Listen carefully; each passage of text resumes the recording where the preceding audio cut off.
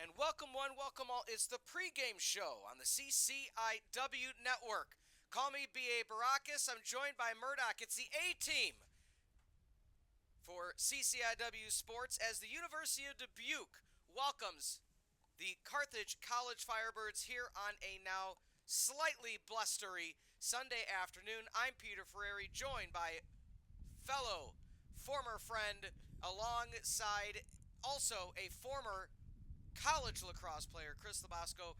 Chris, Dubuque has not beat Carthage in the entirety of the times they played each other. However, from the 32-1 start years ago to now, closer and closer and closer almost each and every time. It was only a 4-goal deficit 2 times ago.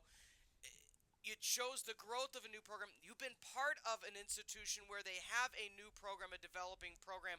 Talk me through, what does Dubuque have to do to not only make this one closer, but maybe get that first win against Carthage today? It always comes down to fundamentals, Dr. Pete. You know, it's always one of those things where if you're playing properly, you're always going to give yourself a chance to win in any lacrosse game. As long as you keep those things in mind, you're probably going to be fine. It's always tough, too. You have head coach in TJ Thomas in his first season. You're going to have guys that you didn't recruit that you're going to be coaching. So that's always in an adjustment period as well. It's not like he's had multiple years with these guys. And some of these guys we have seen previously. I'm pretty sure I did the one game where they played Dubuque last year, and one of the guys that we'll be talking about in a minute in Bedoin was one of their main players, probably still going to be one of their main players here today, already one of their leading scorers. They've only played one game, but still. So relying on the guys that you already have in the program, helping them help you build what you're trying to do here if you're the head coach in TJ Thomas. Let's talk about the Carthage College Firebirds. They played a game less than 24 hours ago. It looks preseason poll, third right now. Illinois Wesleyan second with 1 first place vote, 22 overall. Elmhurst cream of the crop, 4 first place with 24 overall. Carthage right in the middle.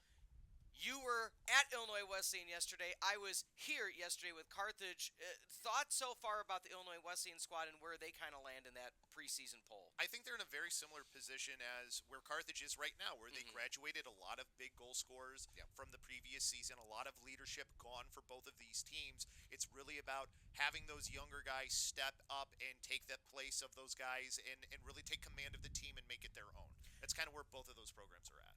Let's talk about Carthage for a minute again. Yesterday, a convincing victory at home. They are now up to 2-1 overall, 1-1 at home here at Art Keller Field. 12-5 was the difference yesterday. They got out to a hot start, slowed down a bit in the second, really picked up the steam in the third. What's it like to play back-to-back less than 24 hours ago? I even made the joke that it was midway through the second yesterday, and I said, well, it's 1 o'clock Central Time. This is when the first face-off is going to be tomorrow.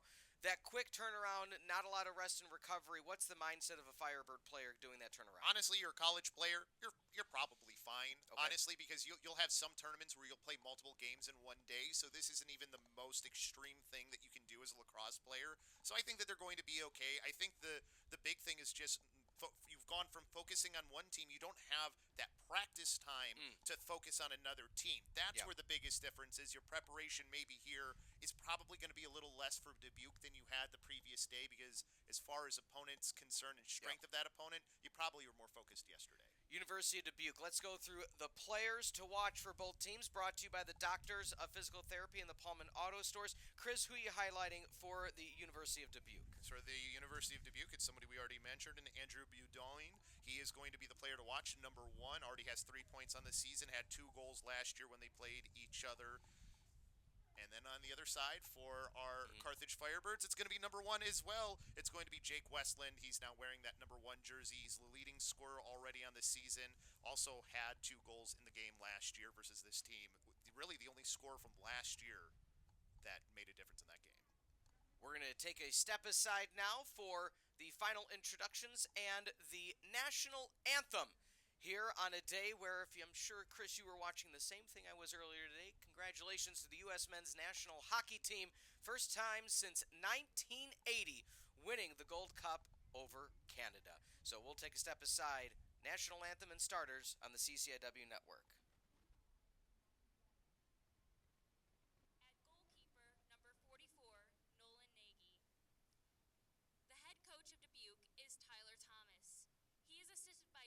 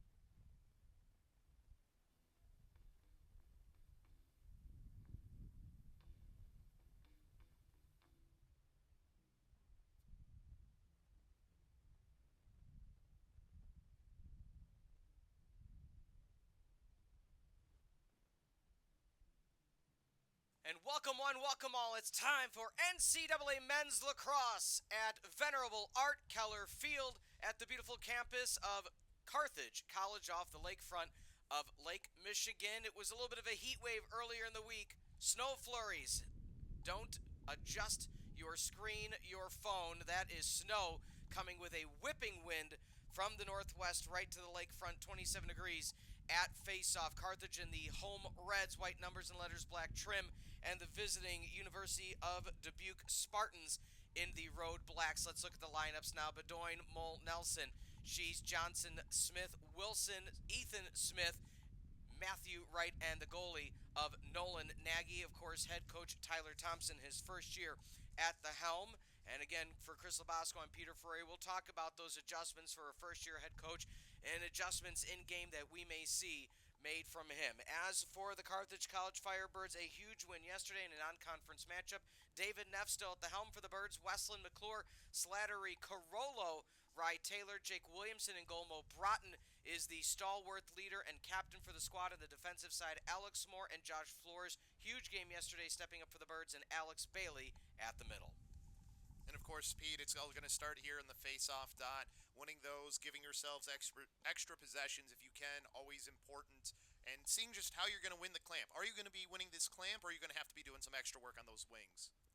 Fighting low for it, Dubuque tries to make the run. Again, Carthage has never lost to the Spartans of the University of Dubuque. Will today be the first one? Chris, let's talk about the conditions again. You played in the Midwest, probably about 50 minutes or so from here, and you're used to these type of conditions. Does it change the game plan? Does it change the way you play at all, besides just maybe adding an extra layer? Just maybe you're wearing some cold gear is really what it's going to do. It doesn't change a whole heck of a lot. Trying to keep yourself warm, I think, is really the biggest difference this time of year, and just making sure that you're not letting the cold affect you too much. Along the near side is Jake Westland, who switched from number 22 to number 1. Back at X is Colin McClure again yesterday at the conclusion of the game against DePaul, was favoring his left wrist, so good to see him in the lineup today. Dodging through, nowhere to go with it. The aforementioned McClure tries to run it down, and they're giving possession to the Spartans. Yeah, I think Westland stepped into the crease after he took that second shot. He got his own rebound, which was nice to see. The lefty midfielder making his presence known, at least here early. Not a bad opportunity, just needs a little bit better placement on the shot. I think we had too many players. I think we had an offside, so stays here with the Firebirds, Pete. One thing that was interesting in yesterday's contest against DePaul, one of the attackers for the Tigers, while trying to make a diving shot, his entire body knocked the cage over, and some of the bench was not happy that they didn't count it as a goal. And Chris, you can attest, if you knock over the goal, that means you're in the crease. That means that's not going to count. Yeah, and it's one of those things too. You're probably making contact before the ball's in the net anyway. So maybe if you were able to get that shot off well before, but if you're falling into the crease, generally that's going to get called. Quick turnovers for both teams so far. Let's see if the Spartans are able to bring something up offensively as the subs come on. And, something you mentioned in your call yesterday is when you have younger players, as, we see Dubuque having younger players and a lot of underclassmen having more play time now for Carthage. Point being, they got to get used to the pace of play. So, yes, a victory in the first one, tough one against the Foresters in the second. But now that they're in the fourth game of play, they're kind of getting used to the subs, the length of the field, the ability for the subs, the timing of things. And how about that? The Spartans ripping, running in from the right flank, number 22, Chris Wilson out of Cottage Grove, Minnesota, draws first blood for the University of Dubuque. Yeah, and that's something that you were telling me earlier was one of the problems yesterday, a little bit late of a slide coming through. He's able to get his way free. Nobody came to him, and he was open. It's really easy on a college field because you have the hash marks from the football field. If you're inside those hash marks, generally it's a good shot because you have a lot of the net to shoot at. You have better angles that you're shooting with. That's exactly what happened there. Nobody came to him. There wasn't an early slide. He gets a great opportunity. trying to answer right back. Second shot hits the pipe. Ground ball, trying to flick it underneath by one Keegan Schugel. Not able to come through. Schugel done a great job in the face-off circle, and now immediately Dubuque and the Spartans back on the offensive. I want to see Keegan, though. I want him shooting offside of the goalie, the side that his stick isn't on. Make it a harder save for him. Make it more difficult. Granted, he gives up a rebound and you get another opportunity off of it. Make the goalie work for his saves. Don't make it easier on him. 1-0 early on. Dubuque over Carthage. So I was expecting Budoin to be maybe the guy that they would be going more through right now, but it's a lot of it coming through up top. So maybe an adjustment that they have to make sure that they're doing here defensively. That not too bad of an opportunity, at least forcing them further down in the shot clock this time. Well, one of the challenges that the Firebirds had, not yesterday, but in their home opener against Lake Forest, is they allowed these goals early and had to try to have a comeback effort. It was a valiant comeback effort, just didn't have enough gas left in the tank to finish the job. You don't want to fall down too early to Dubuque, albeit Dubuque 0-1 on the season. It was a 11-10 loss, so it's not like it was a 20-1 contest. They only lost by 1 to Southwestern States in Texas, and so point being, this is a team able to find 10 goals. And that looked like, Chris, it might have matriculated out of play. Yeah, I think you're right. It either went out or it might have just been a call to push too over there while they were in that scrum. Mishandled pass in the middle and not chasing it down, able to get the pieces, is Ethan Smith. Once again, Spartans on the offensive. And this is where you're seeing the youth of the team, right? Clears, which is something you can't have, things like that happening. How about this? Dubuque, within the first 4.5 minutes of the game, Chris, already up 2-0 against the home Birds, who had a very strong start yesterday against the DePaul University Tigers, oh my. And here we are now, a quick 2-0 start. What happened on that? Was it a breakdown of slide again? Well, that one, I think it was just miscommunication, too, because you have the turnover, and then you just don't have people in positions that they're ready. So good job by Dubuque to just go quickly to take advantage of the miscommunication, the confusion on the side of the Firebirds defense. But here's the thing, too. If you just have a successful clear, you're not having that opportunity come through. Pass off to the left side. About 10 yards out. Strong challenge from behind, and they're going to call a whistle. Against the Spartans, a reset of the shot clock. And, Chris, do you agree with that call? I mean, the call is fine, but that's a bailout call, I think, for McClure. I think that you're on a 4-on-3 there on the fast break opportunity. You've got to get that pass across because you did have an open player on the other side for Westland. So just try and get that pass across next time.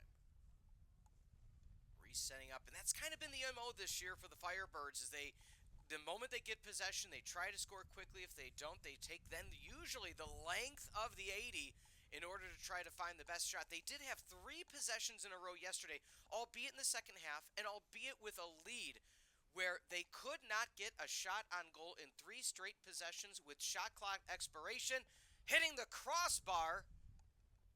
But it looks like the follow-through, Chris, made contact in the crease again. Yeah, I think he stepped in anyways for Sawicki, but for Sawicki, it was a great opportunity, just location just a little bit lower, and he's got himself a goal. You can see that they're trying to do a little bit of two-man game there with Westland, trying to pop Westland open for that shot on the outside. Not a bad thing to try and do. I think he had the shot for Westland if he would have made the pass. Getting in the lane, good job defensively.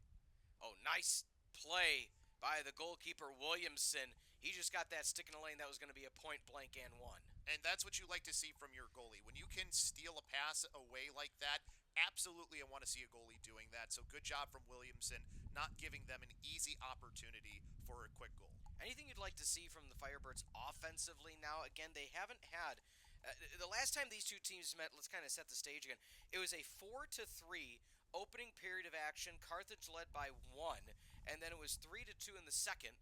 Save again went right off the chest plate, and Dubuque comes away once again with a quick possession change after a missed shot. I think right now it's shot location is the biggest thing. They're getting some decent looks, some decent opportunities.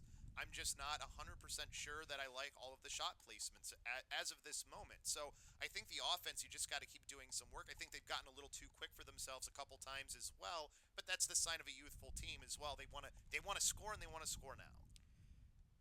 Danny Rossi and David Neff, the coaching staff for the Birds, having a conversation with Sawicki and Co. on the sideline right now, maybe saying, let's look at that selection, let's try to slow things down. But nonetheless, 8 minutes to go now in period number 1.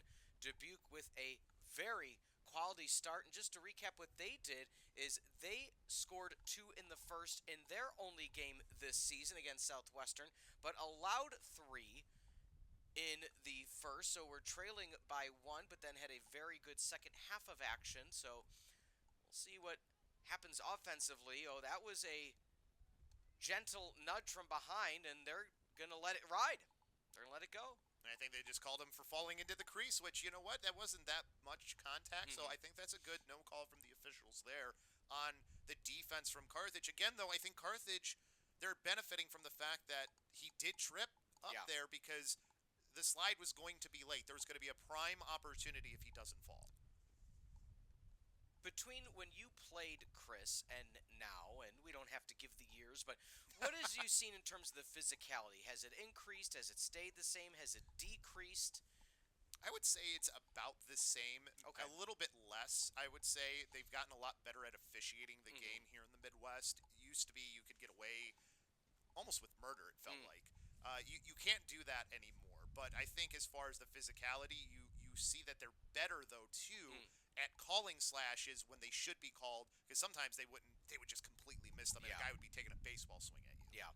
So a little bit better in that case, but if you do a good check, that would sometimes get called, and now it doesn't. Off to the right side, back at X, able to trail it down. Number 13 is Slattery, the freshman. Chris, we mentioned, of course, your tenure yesterday with Illinois Wesleyan, but, kind of diving in now to the amount of freshmen for Carthage, not only on the field, but on the offensive side.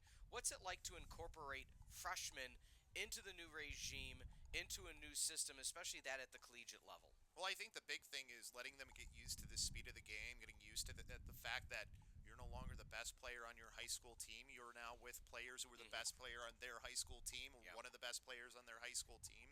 So the margins become much smaller. You have to rely on your teammates. Going low to high on the riser shot. Unsuccessful, but a nice rip by number 15, Campbell Smith, the sophomore out of Hampshire, Illinois. The one thing I'm seeing here, though, right now is where the shots are coming from both of these teams. There's been a little bit too much outside, too far outside right now from Carthage. I want to see them get a little bit closer to the net, a little more in that interior area we were talking about between the hashes. Some of them have been a little bit further outside, especially on that last possession they just had, where that was, that was a little bit outside the hash, but he was within 7 yards. Low to high, you like to see changing of plane as well. That's the other thing you want to see from your shooters. Change your plane. Low to high, high to low, and if you're doing a sidearm shot, usually you want to bounce it. Again, Williamson, the Achilles heel versus that Lake Forest game is 5 out of the first 6 goals scored against him were all grounders. They'd hop right at the shoelaces or a foot or two in front or behind. Made the adjustment. Outstanding game yesterday so far, and I wouldn't necessarily blame either of them on him so far. It was just outstanding shooting for the Spartans. Also, the location of those shots early on. It's not like they were shooting from 20 yards out and scoring on him. Ripping it side is Slattery, the freshman, to no avail. And the defense picks up the pieces for Dubuque. Ethan Smith, yet again out of Heartland, Michigan. You like to see Slattery shooting. You like when a freshman isn't afraid to shoot. Yeah. But I think that one was a little bit better. I liked his shot there a little bit better. But again, take that one extra step. Get a little bit closer. Give yourself a little bit less time for the goalie to react to your shot. a lot of the past Neff teams, and again, it's based on the player, of course, but they would do a lot of the box and roll opportunities, Chris. They'd get 5-10 yards out, get the box ready, look for a cutter, maybe set a screen, and then roll in. Haven't seen it at all this season. Are you surprised, or is it, okay, these are the type of players I had, these are the shot selections they're comfortable with, and you kind of work with that? Well, you like to see off-ball movement, so I think that sort of style is always something you should be striving to do. But if you have guys that feel they have the ability to dodge and create shots for themselves, that's not a bad thing to have. I just don't think that they've been creating the best shots for themselves just yet. Under 3.5 or so remaining in the first. A scoreless first for the Carthage College Firebirds.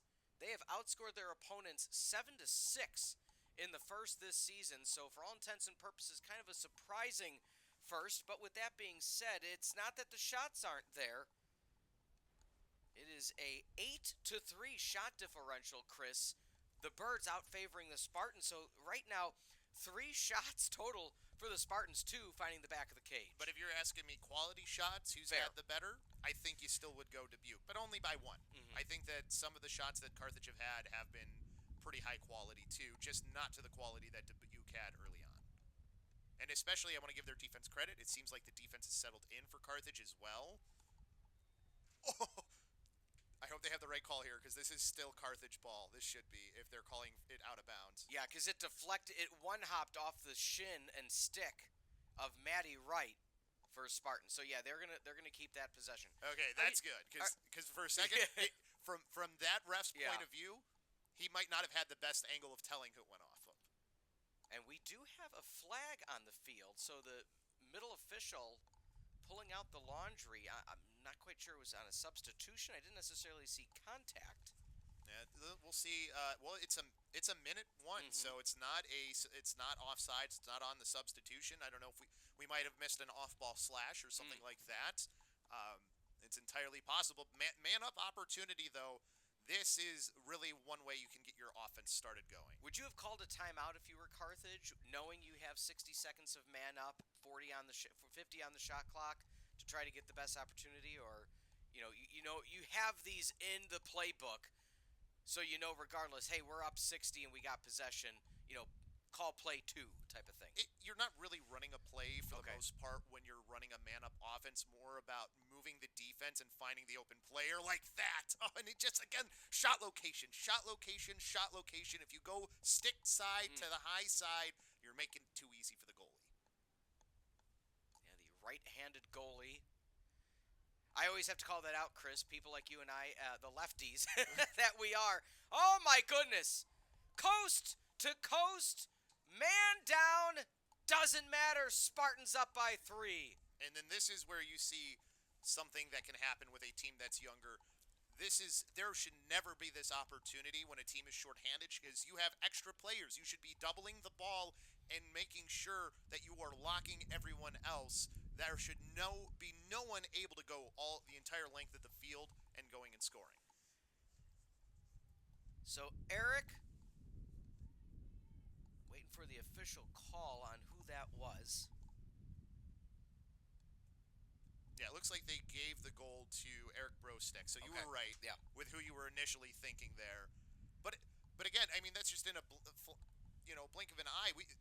Looking over here at what just finished up with their opportunity, I mean, you had a perfect look for Kyle Carollo, and you thought that you just need to manage to put the ball in a better location, and also just the ball going out quickly. It's almost like what happened in the women's hockey game, too, where ball just goes right to a player on the opposing team, and they get the fast break opportunity the other way. All right, so the official penalty was on Tyler Johnson. The cross in face is what it was registered.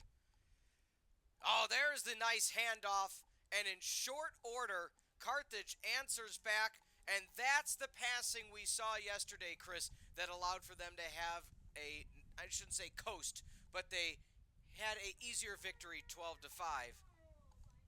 And that's what you want to see on your man-up offense. Skip passes coming across from one side to the other, because generally teams play box and one, which is what we've been seeing from Dubuque. So that just means 4 players kind of on the outside, 1 man in the middle handling anybody in there. And then they kind of shift almost like they're tied to a rope to each other with how they move. That's what we've been seeing from Dubuque there. So you get the defense moving one way, that'll leave passing opportunities on the opposite side of the field, and that's what they did. They just got the defense to over-rotate, find the wide-open man on the crease, and you get yourself a goal. Not a bad way to get things maybe going here on the offensive end. Just don't let that kill your momentum. Let it continue momentum now. So the assist by Jake Westland, one of the top scorers for the Birds. Rye Taylor coming away with the goal. That is Taylor's 4th of the year. And to note, 2 out of the 3 goals for Dubuque. Just to go back to that momentarily, our first goals of the season. So Chris Wilson, first goal of the season. Brostek, first goal of the season. But Carthage, they've dominated, Chris, for all intents and purposes, the time of possession and the amount of possessions. Yeah. And there, that's what you want to see. Finding opportunities that you create good passing leading to another goal. Once again, the passing, we had mentioned, I swear it was at the 3:30 mark, how the offensive mindset has changed with this team. That just shows year after year, Chris. You know this from being a player, from being a coach. Year after year, the teams change, the players change, and the offense has changed a lot for this Carthage team. That crisp passing is what we've seen be their bread and butter this year, and it's great to see it finally come to fruition. Yeah, and you're seeing them really put stress on Dubuque's defense and creating opportunities for their attackmen. Now, the one thing you're definitely seeing here that they like to do for this Carthage team is attack from up top. I'm curious if we're going to see them start to do a little more attacking from down low, too. The long sticksman all the way in. He fired the howitzer and couldn't quite get it to fall. But how do you like Mo Broughton, the senior captain, coming in and just taking a rip? Nobody came to him. Take that shot every single time, because as a goalie, it is the hardest shot to read is one coming out of a long stick, because when you're looking at somebody who is a short stick player, it's kind of near them where the ball comes out from. Yeah. You don't know where it's going to come out from with that 6-foot-long pole. Deflected from behind, a stretch pass.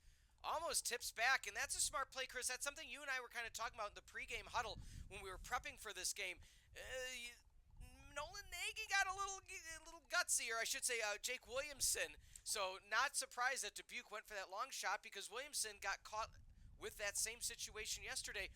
We'll get more on that at the beginning of period number 2. Dubuque up 3 to do a hot start for the Spartans. Carthage answering back. We'll be back in just a few moments on the CCIW Network.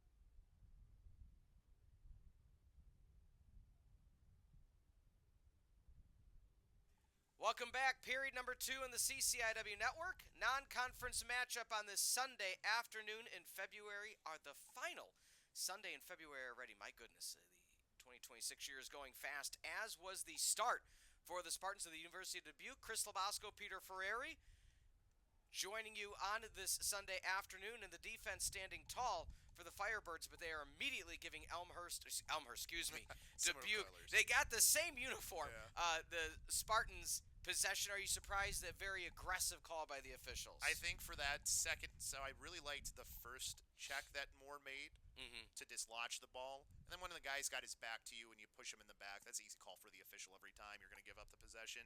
And I don't think he needed to do that. That's where I want to see him as the guy with the long stick. Yeah. You stick it into you stick the stick into his where his hands are and lift, so that way he can't pick the ball up.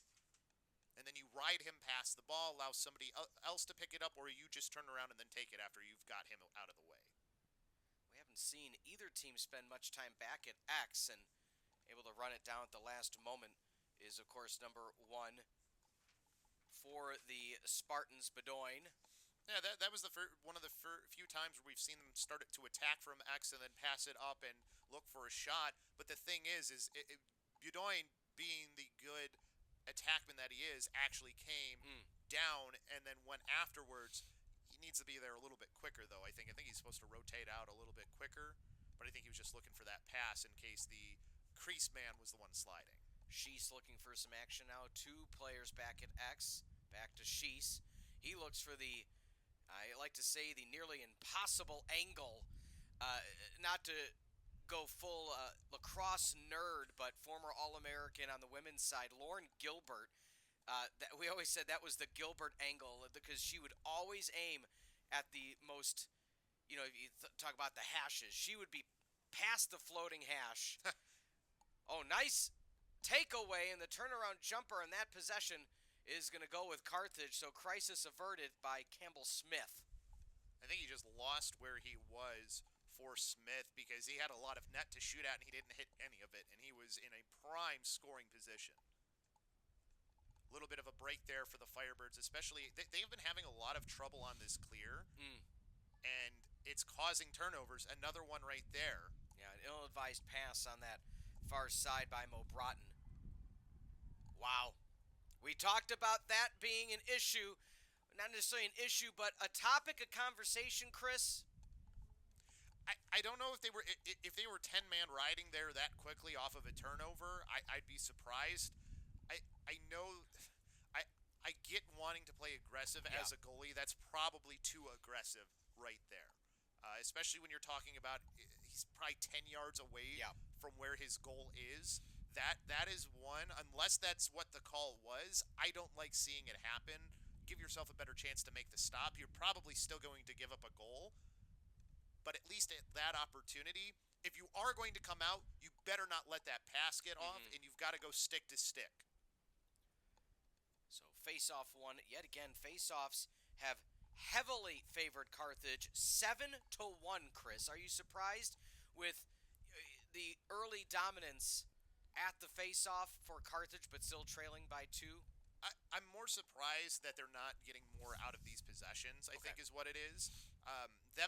Sometimes you just have the dominant guy in the face-off dot. And I think they have been much better on the wing play. The big thing right now is for Carthage is clears. Yeah. Clears have been killing them. That's what I think 3 of the goals that they've scored for Dubuque have been off of failed clears. Wind starting to pick up even more so. One of the flags off in the distance at the entrance already ripped off the pole. Welcome to February in Kenosha off the lakefront. Nice rip by Carthage. And again, they haven't really used, unlike yesterday, Chris, they haven't used most or a lot of the shot clock and have been just, doing the early shots, and that possession will stay. And a reset of the shot clock to 60, so nice break for the Birds. Yeah, a little bit of a break there. I mean, I think, they're not being patient with their shots is what that tells me.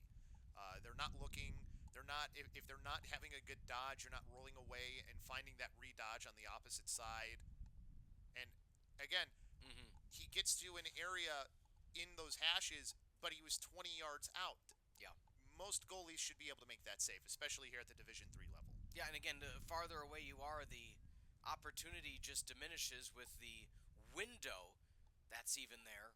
So Jake Westland, let's see if he decides to do the same, and he does, but back at X. And that I will say, when they are going on that side of the field, Chris, that far to near approach, a lot of the plays after the timeouts yesterday for Coach Neff were kind of drawing up the same. Nice save right off the kneecaps for the goalie of Nagy. resets the shot clock, however, off the long deflection for the Birds. Oh, they are so close right now. They are now looking to work inside here. Oh, I thought he might have gotten pushed into the crease there. They called a in the crease violation on the Firebirds. But I like how they were attacking there towards the end. They started maybe those outside shots. They're just trying to draw guys out, create more opportunities in the middle. You've got to put at least a little bit better of a shot, I think, on the net, though, too, from those outside shots. So once again, Chris, if you notice, it's that 10-man ride. And finally getting back is Williamson. So they're sticking with what they are comfortable with. So Williamson was marked on that far side against Campbell Smith. How do you train your goalie to be ready to get back? What's the time? What's the signal? Is it, he crosses the threshold? Kind of talk us through that strategy. It's kind of an anticipation thing, right? If you're doing a 10-man ride, you're really trying to pressure the ball hard. Yeah. So if they're starting to get down to this half, I think he timed that one well on this last ride. But again, here's the thing. The difference between that 10-man ride and the last one that led to a goal, it wasn't off of a turnover. It was off of, you have about 20 yards more that they have to travel of the field that you can set it up properly compared to when you're doing it off of a turnover where the ball's kind of not quite midfield but a little bit past it. Yeah, it's already halfway there and you're deciding to start when in essence you should be already in your mind starting to peel off of that. Okay, right. All right. Under 9 to go. Carthage scoreless in the second. They brought it down to a 1-goal deficit, 4-2. They are still out shooting their opponent 17-9. Dubuque, the efficient offense, 5 shots on goal, 4 of them finding the back of the net. See, another successful 10-man ride here as well. They did a good job again, clogging up where the ball carrier was going.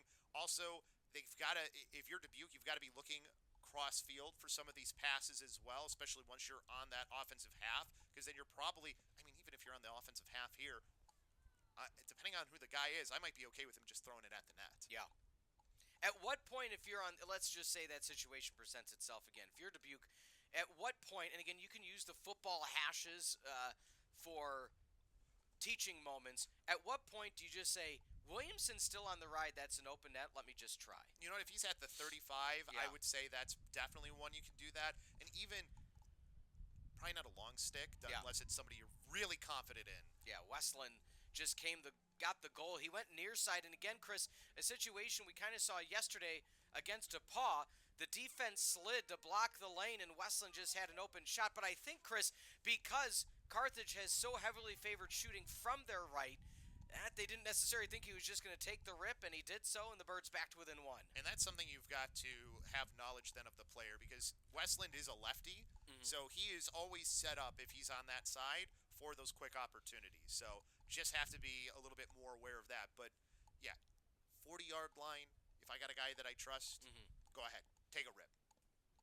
Nobody's there.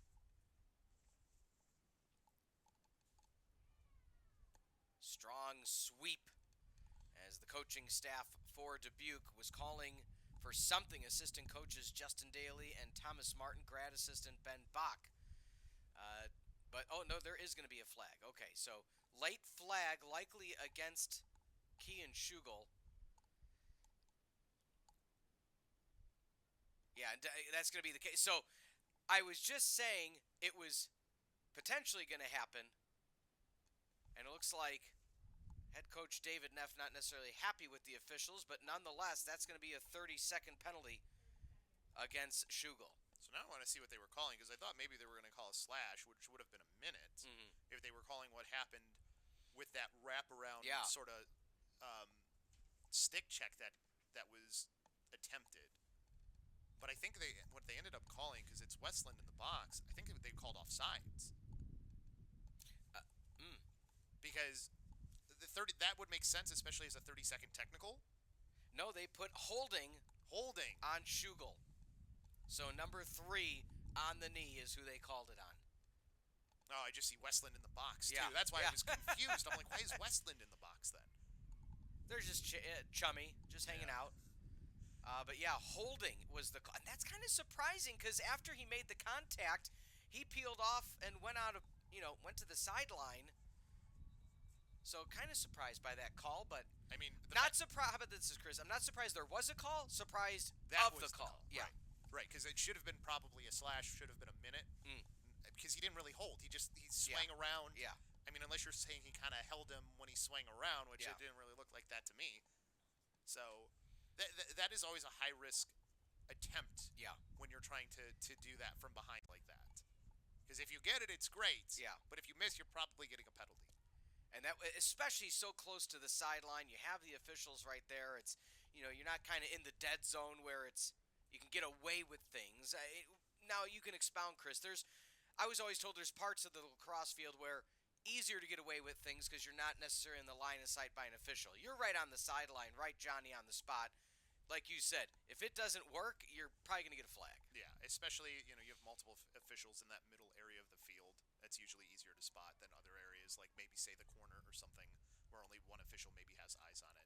Picking it up out of the Kenosha sky, number 26, Mo Broughton, the senior, trying to set up the offense now for Carthage. They trail by 1, 4-3, under 7 to go until halftime.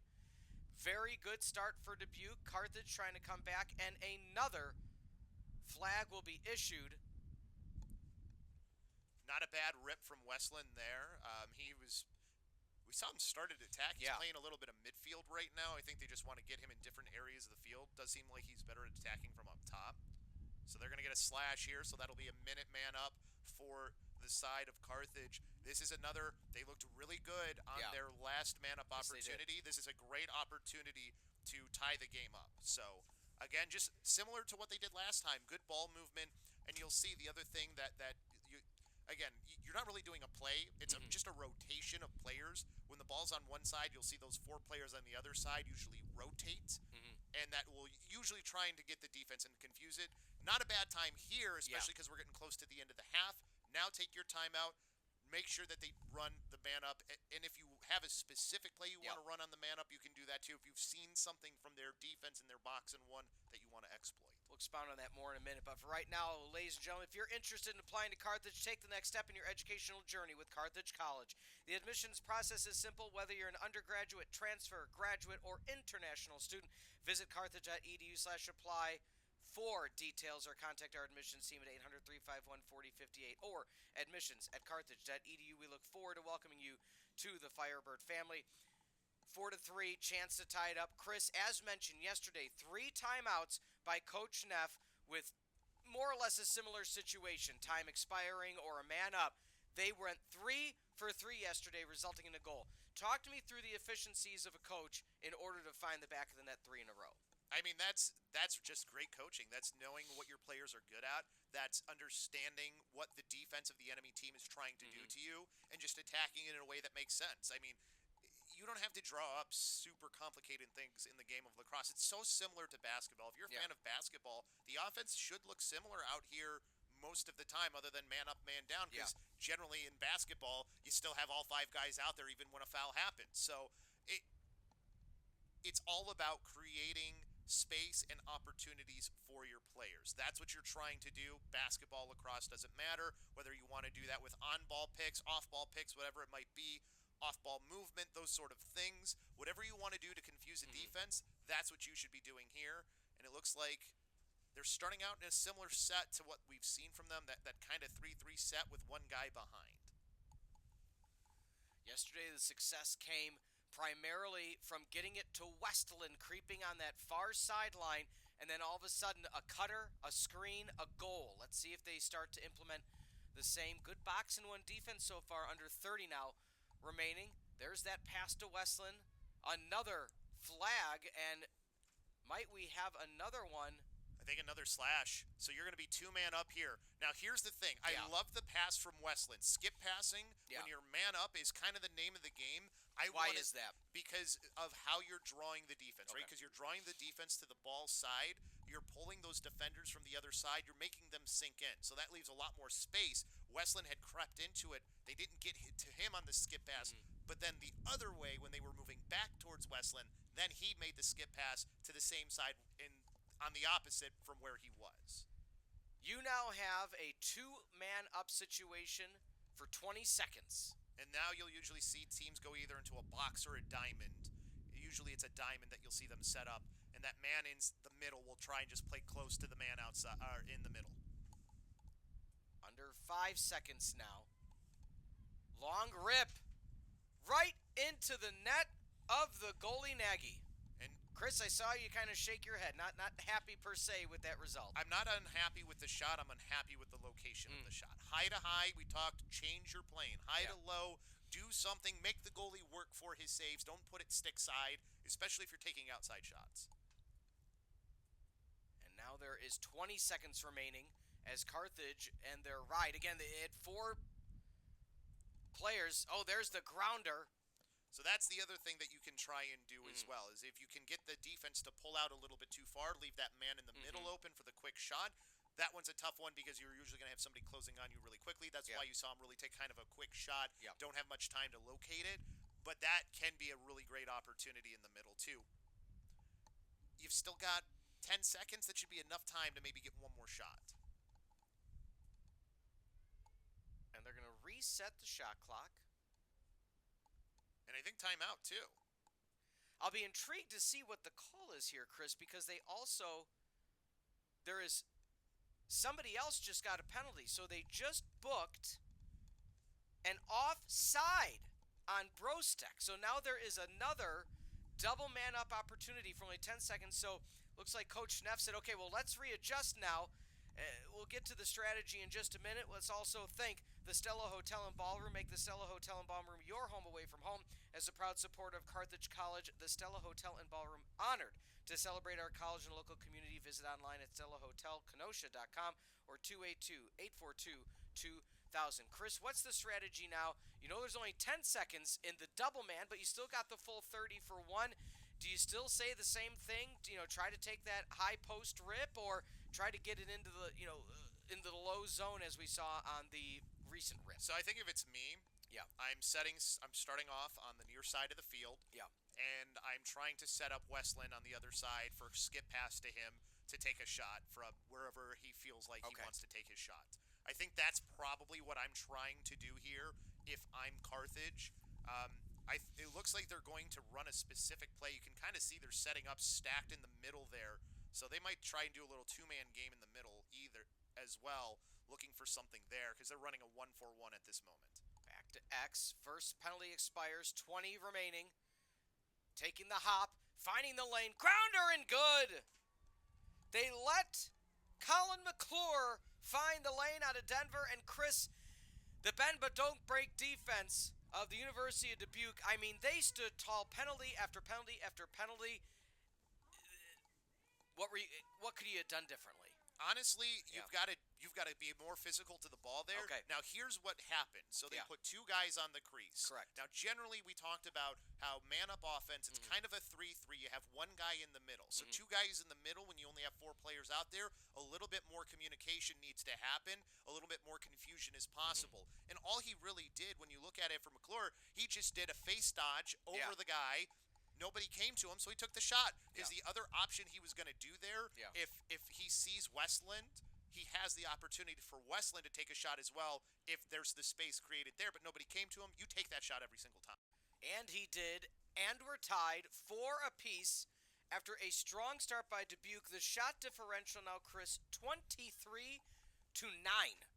And I know I say it with a passion in my voice, but if you're Carthage, you keep getting the face-offs. 8-2, the face-off differential. Penalties, 4 penalties for the Spartans, 1 for Carthage. I mean, the odds are just stacking up for the Firebirds in this contest to find the back of the net because they just have more possessions, more shots on goal. Yeah, and now I think you're starting to see that come to fruition. Carthage now 1 for 4 out of their extra man opportunities. Dubuque is 0 for 1. But don't forget, on the first extra man opportunity for Carthage, the Spartans scored a goal. And so being down a man scored a goal because of that quick transition. And Dubuque now sliding on the near side. Again, chilly conditions nonetheless. Chris, when you played in these type of conditions, were you some of these players, gutting it out with, no sleeves, no pants? How did you go on that spectrum? So I wore shorts like some of the guys are doing right now, but I always had Under Armour cold gear on. Okay. And I always just felt great because my legs have never really gotten cold my entire life. It only ever feels cold for the upper body. You want the area where the blood is pumping from to stay warm. So that's what I see a decent amount of these guys, it looks like, have Under Armour on too. I was never one of those guys wearing just all shorts, though. That's crazy to me. Well, yesterday, and we'll expound on that after this rip. Oh my goodness, it goes skyrocketing off the side pipe and possession for the Spartans. That's unfortunate because you had players in position if that ball goes in behind. And when it goes out on the side like that, it's usually more difficult in order to get that. Alex Bailey's got a heavy shot. I think it's his shot placement right now is the only thing I want to see better from him. He made the goalie, not on this previous one where they hit the post, but the shot he had before was also Bailey. The goalie didn't even have to move his stick. Yeah. One thing I was going to expound on, yesterday there was a player for DePaul that grabbed the hood of a Firebird with his stick, and they actually paused the game for about 30 seconds, and the officials spoke about it because it wasn't a purposeful, like, I'm just going to put my stick in your hood and rip you down. It looked like a horse collar tackle. Oh, my gosh. But he was just, because he's crazy, the Firebird, grounder, that will stay possession with the Birds. The Firebird player was cradling shoulder high, right where he should be. He goes for a slash. It gets caught in the hood, pulls him down to the ground. They ended up not calling a penalty on it and just gave possession to Carthage. Excuse me. But surprised by that call. I mean, a hood it's an interesting part of the Birds' attire here today. Even if it's incidental, I think you have to call that a minute penalty. Okay. I think that has to be called. I just don't see how you don't because of what happened as a result of his action. Yeah. Because when you do a horse collar tackle in football, you don't always accident. Sometimes it's an accident. Yeah. And that still gets called a penalty. Well, what would happen if, let's say, one of the Firebirds is wearing just a loose-fitting jersey a little bit around the shoulder pads, and the stick gets caught, and he gets drugged to the ground? Same thing. I would think that would be a penalty. Okay. So I'm surprised that the hoodie didn't make that also a penalty. Learning moments here on the CCIW broadcast. Under 2 minutes to go, 90 seconds for the visiting Spartans. We are tied at 4. Chris, how do you kind of navigate this final 70 seconds of your possession? Well, it looks like here, first it's completing the clear through the 10-man ride. Numbers. Spartans, point blank, huge save. The end of the stick for Williamson. That was a very loose 10-man ride, too. It did lead to the fast break, but great goaltending makes sure that this game stays tied. Side rip, but on the spot. So 47 seconds left on the shot clock, 60. So a 13-second differential between the two. Chris, do they just kind of hold it and try to wait for the final 10, or do they look for the first shot that's the best shot? I think if it's me, I'm calling a timeout here, and I'm having my team run the play that I want them to run, and making sure that they understand how important this goal can be. Dubuque, by all our accounts, has not even used a timeout yet today, all from the Firebirds. And I think he called a ward. It was either because I don't think it was a moving pick. Yeah. If that doesn't hit stick, that's a slash. 100%. That is he got the head of the stick. If he didn't get the head of the stick, that would have been a penalty, and it would have been another man-up opportunity for Carthage. Float pass over. 20 seconds to go. Birds trying to find the numbers and trying to take the lead. They are no stranger to scoring as time expires. Did so twice yesterday. End of the first, and just like this, end of the second. Back to X. 8 seconds on the shot clock. They got to make some moves. McClure, Westland overpasses it, and that should be out of play with 2.7 seconds left on the clock. And I think we are going into half. So the officials, I think the clock just locked with 2.7 seconds left to go. Oh, Chris, that overpass, if that would have been on the spot for Westland, that could have been dangerous. Yeah, especially with the amount of time left. He had probably about 4 seconds when he would have gotten the ball. He had enough time to maybe make a move and then a shot. The only thing is when the clock is going down like that and you're trying to make substitutions in, I'm not a fan of it. I'm more of a fan, just go quick, try and create something with the amount of time that's left. So I think if you're Carthage, you're happy going into the half tied here. Yeah. It was a tough first quarter, but you played much better in the second.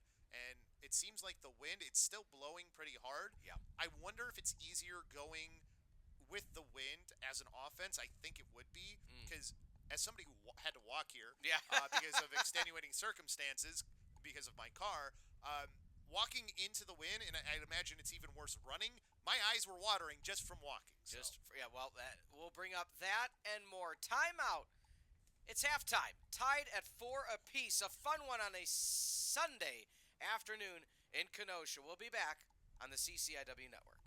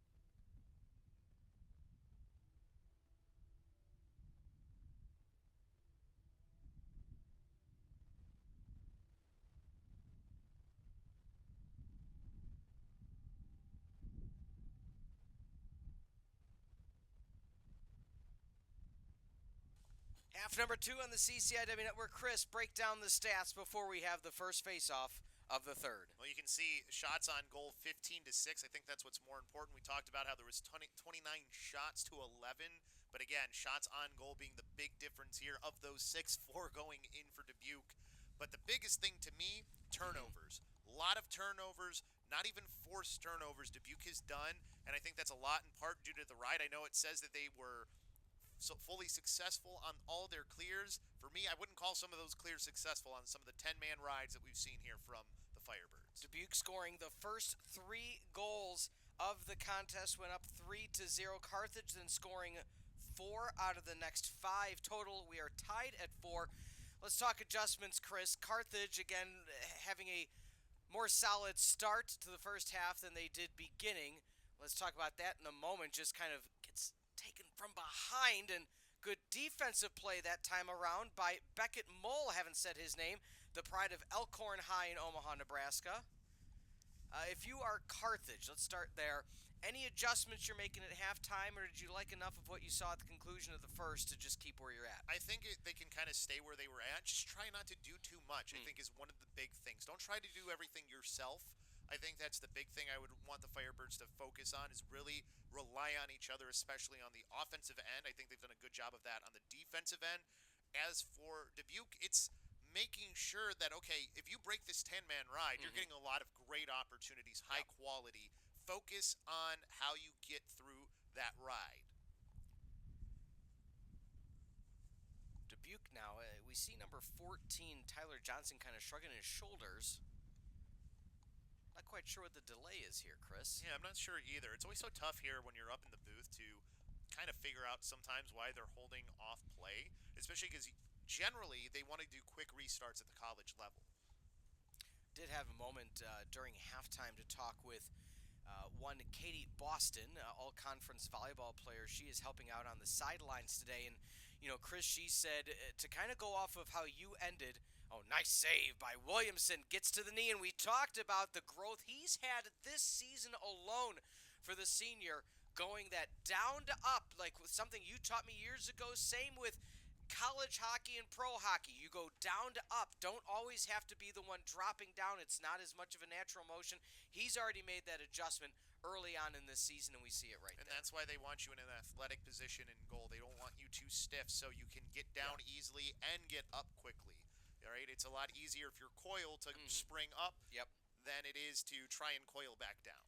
So the story being, though, is she expounded. She said, you know, Pete, she goes, something else to talk about on the broadcast is, she said, the wind trajectory. She goes, if you are going, and you just said it, it's the direction you walked, if you are now going left to right, so if you are the offensive Carthage, she said it's hitting you in such a way right now, it has picked up since the beginning of the game. So talk me through offensively now with Carthage.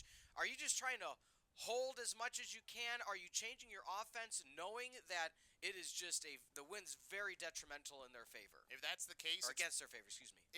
it's probably a lot harder to make dodges. Passing is going to be important. Trying to sneak one underneath is Westland. What's it like being some of the seniors? We talk about Mo Broughton, we talk about Westland, being some of the seniors on this squad for Carthage, and knowing it's such a high retooling year, but you still have the expectations to be successful, to be good. Kind of talk me through, because again, you were a senior once. What's it like to be that upperclassman? Well, you are expected a lot as far as the leadership is concerned. You have to lead the way for the team. You don't always need to be vocal necessarily to do that as well. It's about leading by example, showing them how it goes on the field, showing that you don't always have to just do everything yourself, relying on those younger players and giving them opportunities to grow. And that's something you can do as an offensive player when you see the opportunities there for those players to make something happen. Ben Thomas, the long sticksman, and I want to call him out. He's done a solid job holding down his side of the fort so far in this contest, really forcing that one extra touch as time has progressed for the visiting Spartans. And now we see Dubuque kind of taking more time than usual to get their start, and I think we have a whistle here too. we do, and a change of possession. So I didn't see what exactly happened that they called. But I think if you're the Firebirds, I don't think you care. You got the possession either way. Right. You have numbers, a drop, squirting through, keeping possession. Oh my goodness, goal of the year. What resolve for the Carthage College Firebirds own number 34, Rocco Paddock out of Palatine. Wow, I was expecting him to make a pass. He had two guys open on the other side of the crease, but he just does everything himself. I don't even know how he managed to keep the ball in his stick through three players. Normally, as a coach, you would be driven crazy if he didn't score there, but he scored, so you got to celebrate it. Talk me through how he kept his composure. I mean, you had three defenders closing down on him. He regained his footing. What did he see to maybe keep it himself? And he got slashed as well. So, I mean, it's just presence of mind to know how to keep the ball in your stick. He had a good eyes. He was already kind of low to the ground anyways. The fact that he has great balance to be able to do that. Yeah. Two, presence of mind to see how his cross was to make sure that the ball stayed in his stick. That's really what it came down to. And then I think the Dubuque players were just as shocked as he was that he still had the ball. And they just kind of let him go by after I didn't see which of the three guys slashed him, but somebody got him good. Well, and they didn't necessarily say why there was a turnover earlier in the stat book. It's just credited as a turnover by Dubuque. Because remember, we said what happened that they came to a halt. It wasn't registered why or the reason behind it, but any guesses, Chris? If I had to guess, maybe there was something like a moving pick away from the ball that they called. Okay. That would be my guess. Something of that nature would be the only thing I could think of, or maybe somebody's equipment was malfunctioning and they had they had possession here. That it could be something as much as that. And I think we're getting another timeout here with the man up. So not a bad time to take another timeout. No, and we see that Coach Neff not afraid to use his timeouts. And I'm not saying by any stretch of the imagination Coach Thomas afraid to do so. It's not a matter of fear or not. But just the phrasing of Carthage utilizing the timeout. We'll get to more on that in a moment. We want to thank Pepsi. Nothing beats the crisp, refreshing taste of Pepsi. Whether you're cheering from the stands, in a cold stance today, hanging out with friends, or enjoying a night out, Pepsi is there for the love of it. This iconic cola celebrates everything you love, from music to sports to everyday moments. Crack open a cold Pepsi and raise it high, because life's better when you go all in. For the love of it. Pepsi, for the love of it. Chris, talk me through the timeout now as we see the flurry just get. So the sun's peeking through, but also that means the snow's going to pick up. Why not? 28 seconds to go. Plenty of time for Kenosha to get off one more shot. We do see one of the officials holding one of the long sticks. Just looking at netting per se, what's kind of the thought here? Well, it's probably they do random stick checks. Okay. So they were probably just checking it and just making sure that it was a legal stick. So everything was fine, obviously. So they didn't call it. They just will do that in timeouts. Pretty standard procedure. They probably had a Carthage stick as well. They'll grab one from each team and check them. Because guys will tend to try and get away with something if they can. So not a bad decision to just do that. Yeah, just adding in a little bit flexibility of the netting. Don't see it as much anymore, but nonetheless, Carthage, 15 left on the man up. Box and one is what you see defensively by the Spartans. Birds up by one, looking for the touch in back to X. Looking for the outlet. Surprised he didn't take it himself. The no look, the turn, the goal! Colin McClure, the sophomore, raised the glass high as Carthage now up by two, outshooting the Spartans 32-12. And great ball movement leading to the opportunity in the middle for McClure, where they just worked the ball around the outside. That guy in the middle lost his man in the middle. McClure also creating his own space by pushing himself in more towards the net, then came back up high, does that turnaround jump shot, and gets himself a goal. They had him. They also had Westland. Again, I want to see the skip passes. I need to see a little bit more on the man up I'd like to see. But if that's what their coach wants, especially with the wind and everything being the way it is, maybe you don't want to try those skip passes as often as you would if the conditions were a little better. Rolling off to the right side, sliding down. Not a lot of movement right now for Elmhurst. Excuse me, I did it again. It's the helmets. It's exactly the same helmet. It's our love so much for the CCIW. Also, you can go back to you and I have called High school lacrosse, Wheaton St. Francis were the Spartans. Yep. Same color scheme there as well. Wheaton North, I think, is the same too. There's a few schools in the Illinois area that definitely have that color scheme. It says one of two things: we love lacrosse too much, or we talk way too much about the CCIW. But either way, it's a good thing.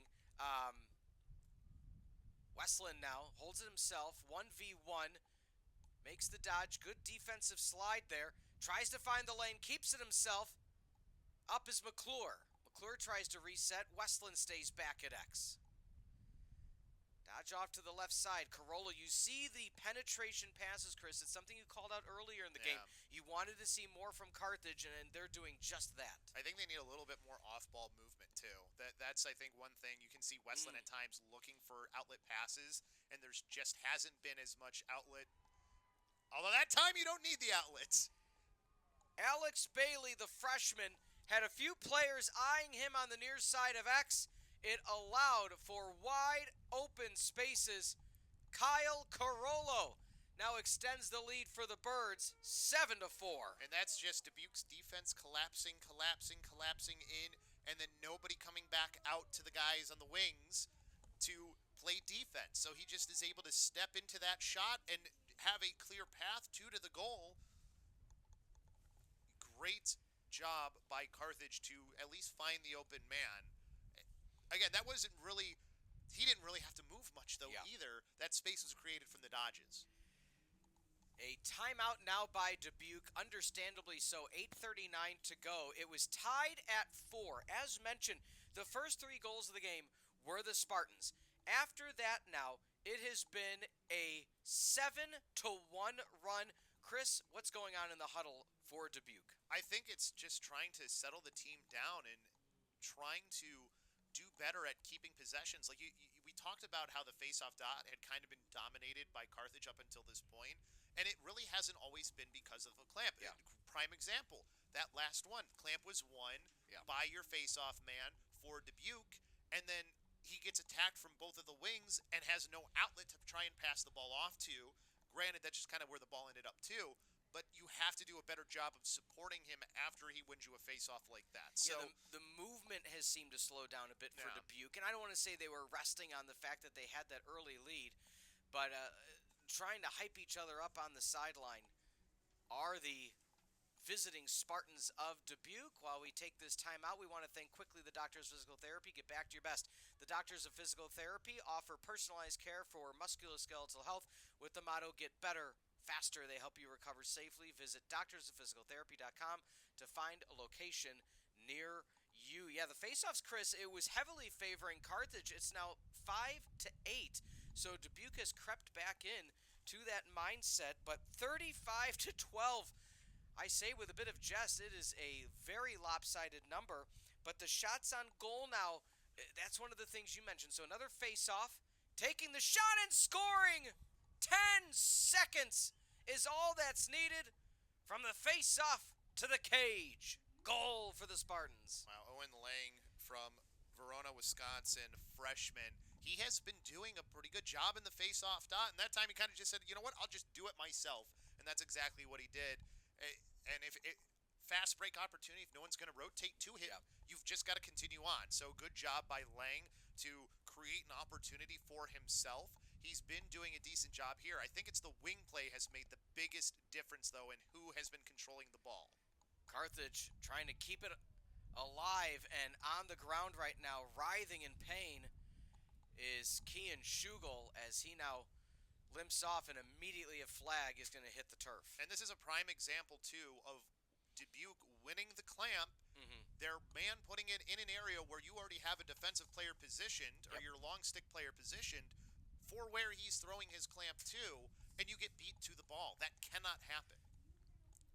Talking about first goals for some of these players. Owen Lang, first goal of the season. Eric Brostek, first goal of the season. Chris Wilson, first goal of the season. But on the flip side, Rocco Paddock, this is the 4th game for the Birds, his first goal of the season. So what difference does it make, Chris, as we'll let this 60 seconds, so I was going to say 30, a 60-second penalty kind of ride out. But I want to get more on in terms of the time that these teams have had. Turnaround, nice save by Nagy. Back at X, trying to roll around and look for the off in his Brostick. He's got a goal already on today. So good job for the Spartans to just be on the spot after that quick shot again by Carthage early on in that penalty. Now you see they were doing this 10-man ride as well when you're a man up, and it's caused them to almost get the turnover. Trying to take a distant shot, look for the hop, able to keep possession is number 7, Peter Schiess.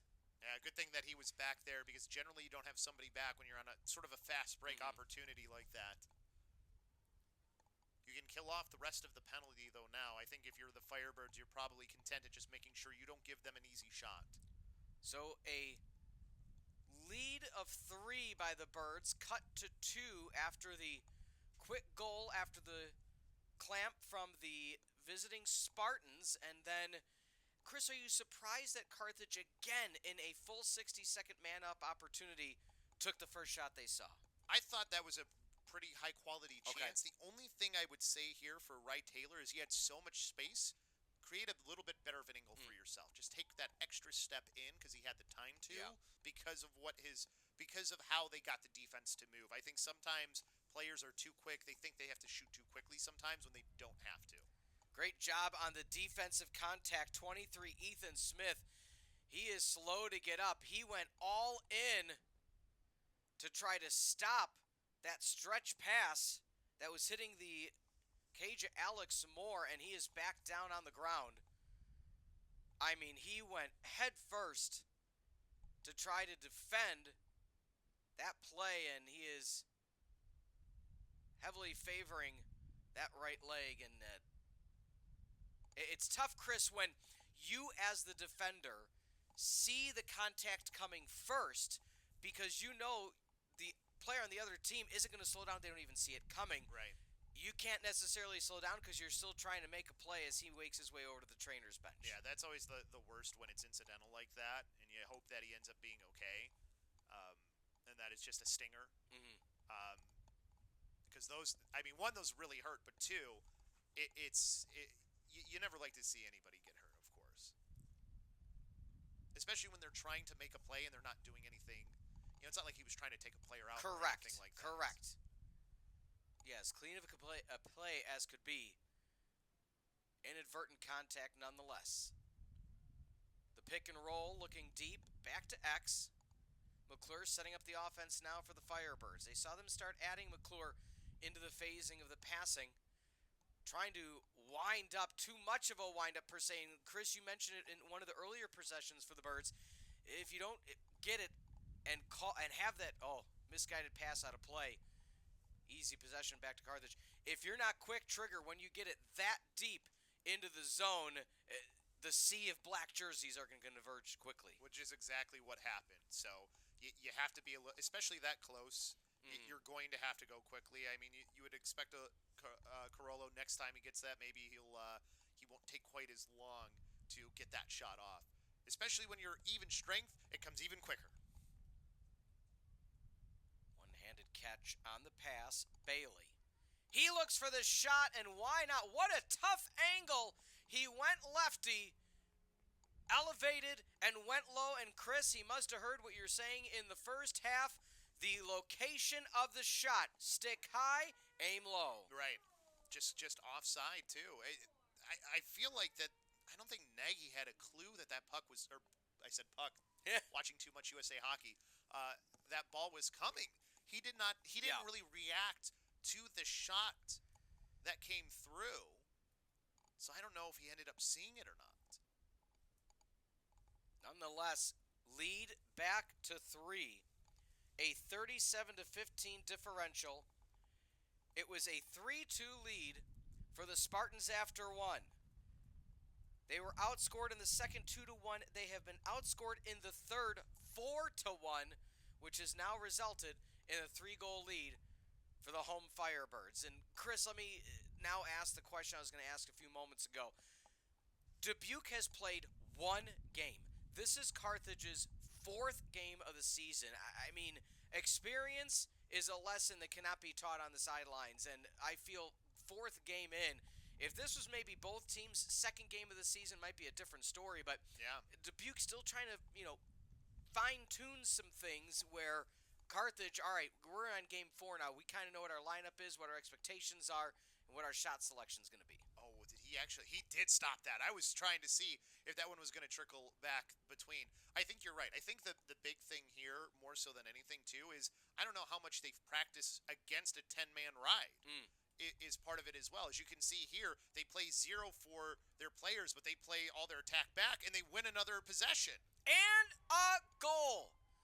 The defense against number 16, John Davis in the middle. He wasn't expecting contact, got the contact, the breakaway goal, kept it all the way, and like you said, Chris, took that 1 or 2 extra steps, and now has the Birds up by 4, their biggest lead of the afternoon. And now they're starting to run away with this game. They've got the confidence now. They know what they need to do, and I think that they have picked up both offensively and defensively, especially here in the second half.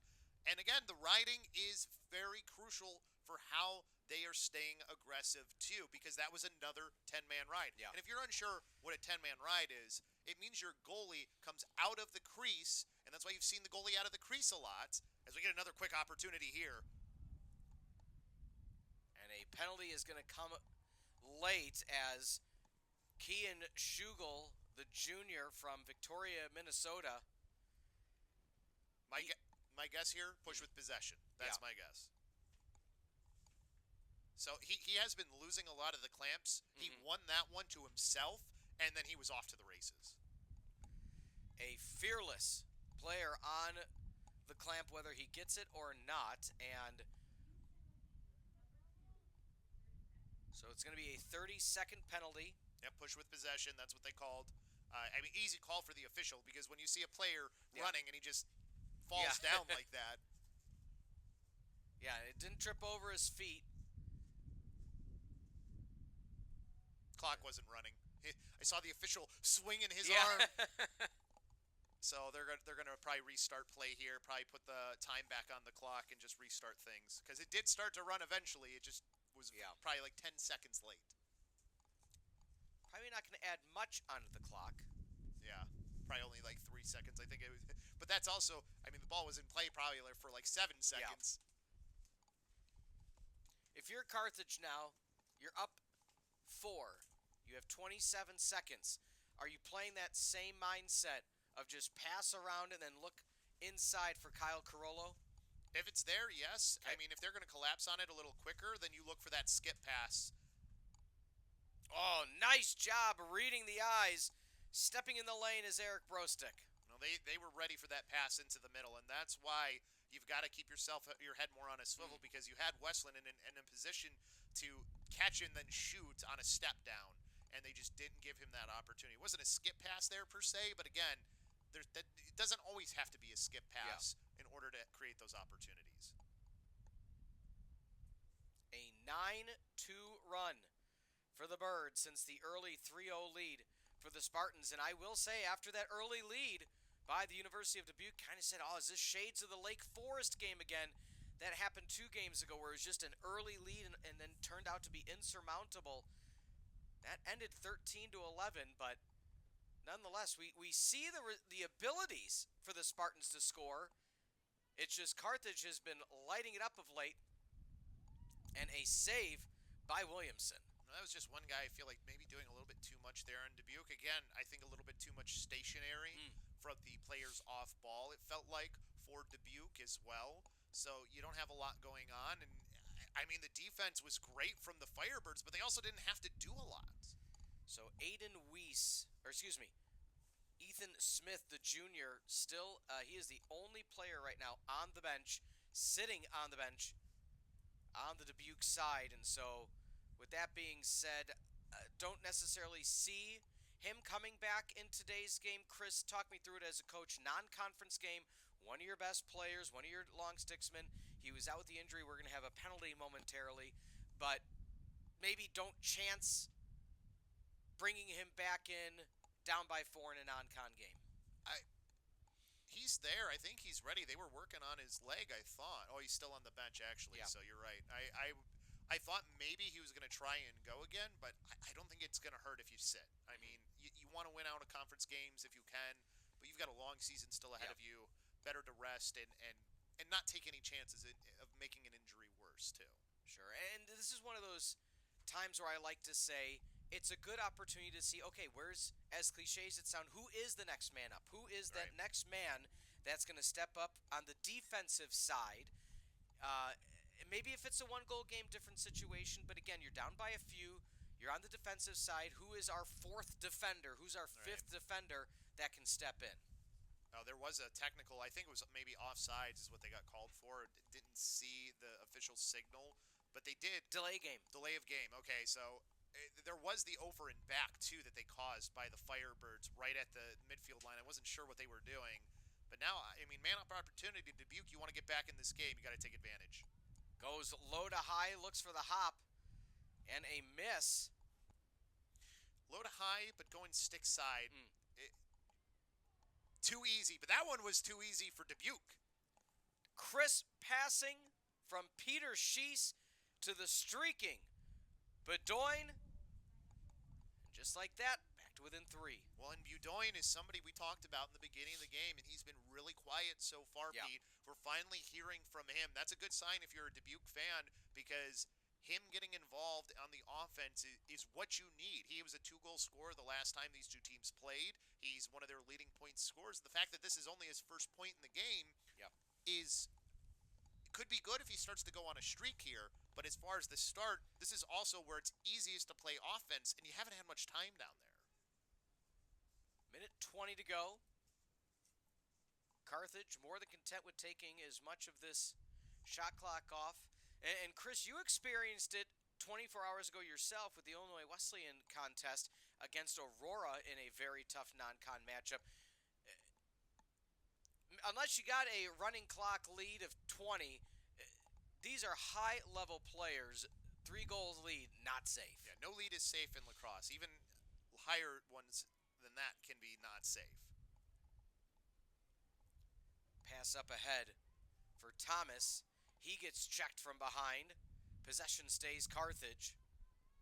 And they will now have 40 seconds to get the last shot off, potentially, of period number 3. I think Ben Thomas was too... I mean, he's lucky that his team still has the possession here, but, I mean, when you hang your stick out like that in the middle of the field, that's easy pickings for guys coming from behind. Back to X. Westland looks far side, doesn't quite see it. 15 on the shot clock. He's going to rely on the X position player. Westland, the wraparound, the grounder. Not able to find it. The shot was there. That's one of his favorite shots. 7 on the shot clock. 7 on the game clock, excuse me. 5 to go. And it looks like, for all intents and purposes, that stress patch ahead, and the time will expire. Tied at 4, 15 minutes ago, the offense has exploded. 9-6 birds over the visiting Spartans. Will Spartans find a way to tie it and send it to extras, or will we find Carthage getting their second win in 24 hours? Don't go anywhere. We'll be back on the CCIW Network.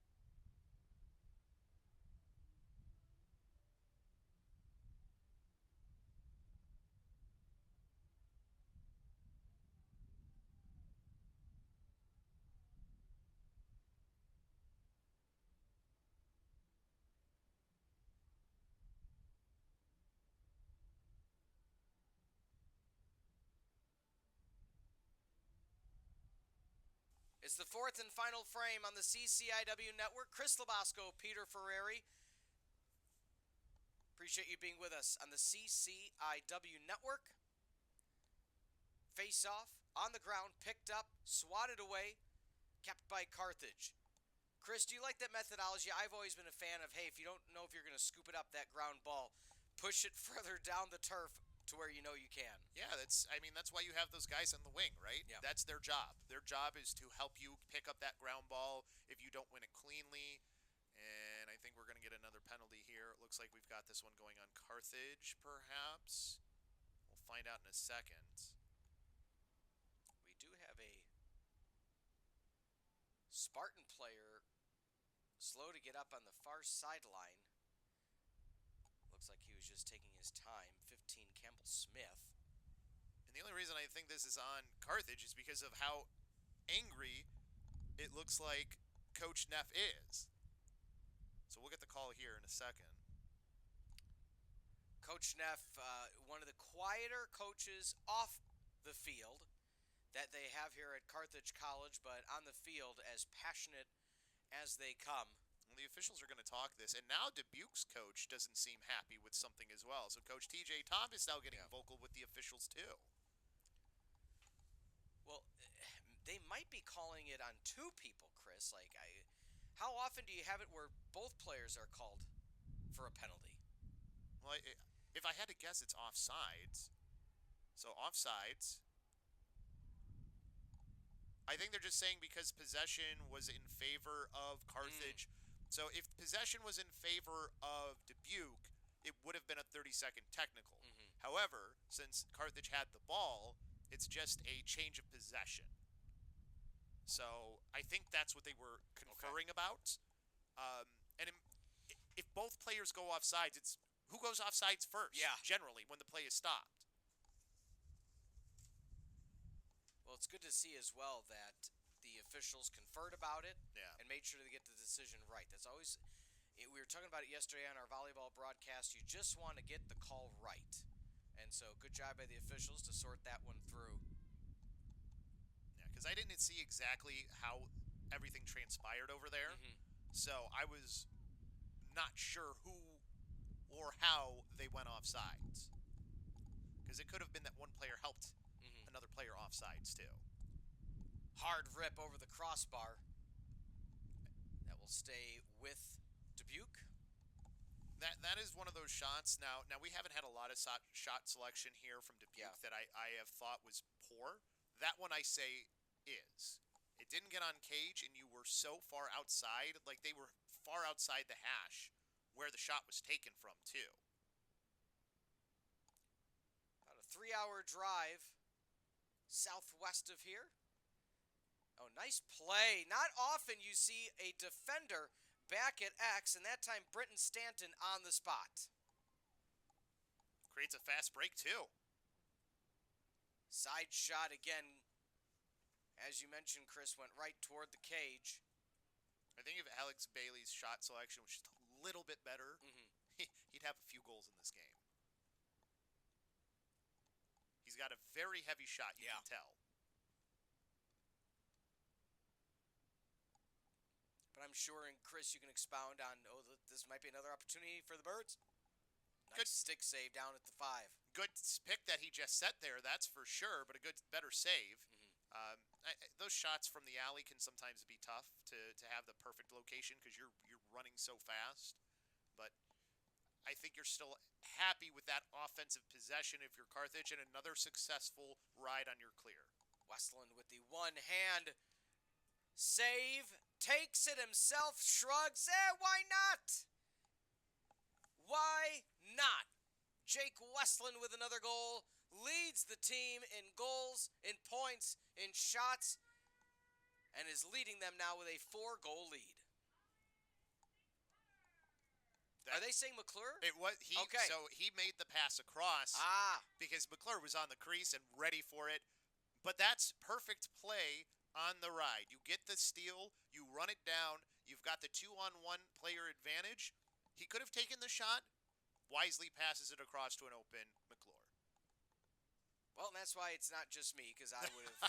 I'm like that. One looked like a 2, and it is what it is. But I mean, Westland, I think, was still involved there, so yeah, you weren't wrong. he'll get the assist. He'll get his assist. He'll get a point. Yeah, so point still to Westland. He'll be credited with the assist. McClure with the goal.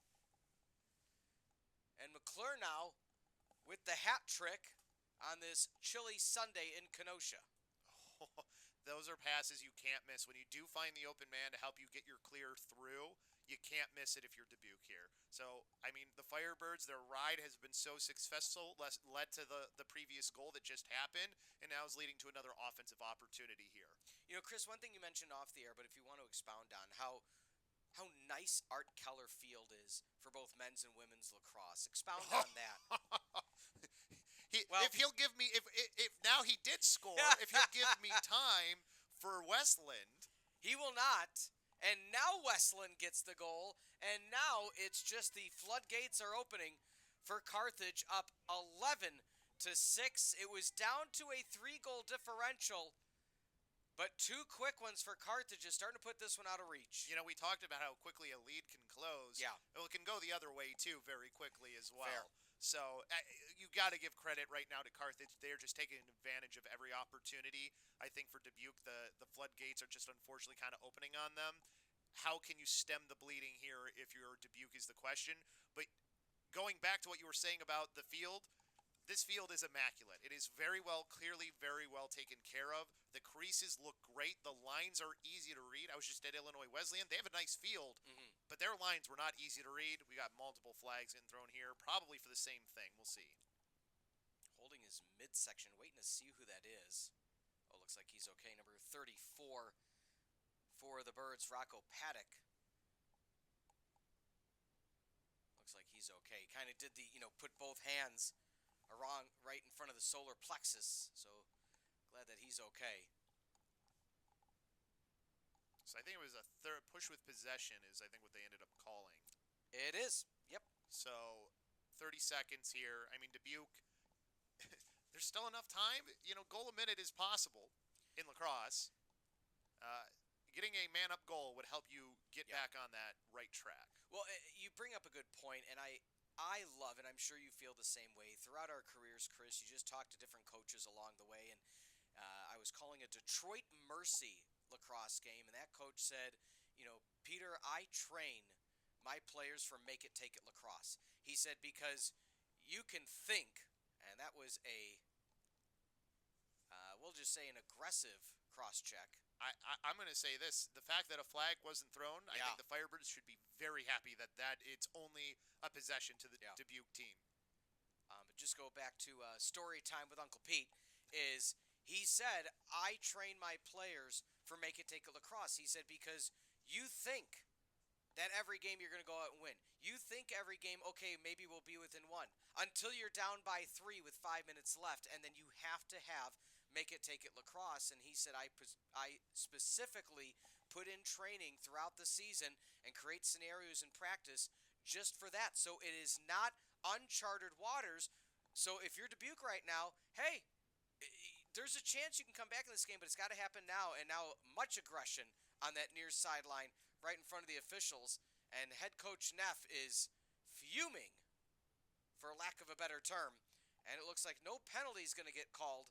And they're going to let him play on. So this past 90 seconds or so, Chris, they're really letting him get physical. I would have called that a penalty, too, on the Firebirds. I think the Firebirds should be happy that they don't have 2 players that are going into the box. And this game is starting to get a little bit chippy, too, is the bad part about this. And maybe they haven't been physically hitting, but there has been a little bit of that little one hand on the stick only swinging from Dubuque. And maybe that's what's causing the Firebirds to get a little bit more aggressive. So you have to be careful, I think, if you're both teams. This is where you can affect yourself for future games if you get a little bit too hot-headed. Well, think about it. You had Schugel called earlier today for a hold on less contact. Yeah. And so, in my opinion, you set the precedent that that's going to be the call. You try to keep it consistent. This, like you said, in this 4th and final frame, letting him get a little more physical. You don't want to get out of the way, but those little quick touches could turn into something big. And, as mentioned, if any of you joined us for the triple header yesterday of CCIW Athletics, nice save again by Williamson. Nothing low is phasing number 25, and off ball, another Firebird player on the ground. This time around, it's number 31, Alex Moore, so the physicality continues.